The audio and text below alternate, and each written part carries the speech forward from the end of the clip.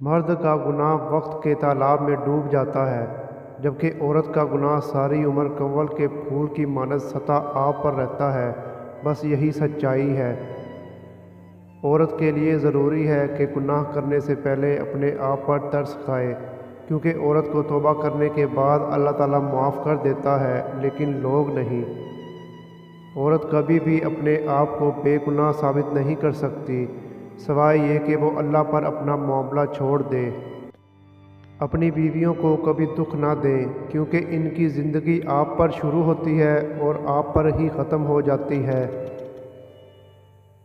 جب عورت گھر سے رخصت ہوتی ہے تو وہ اپنے ناز نخرے چھوڑ کر ہی جا رہی ہوتی ہے۔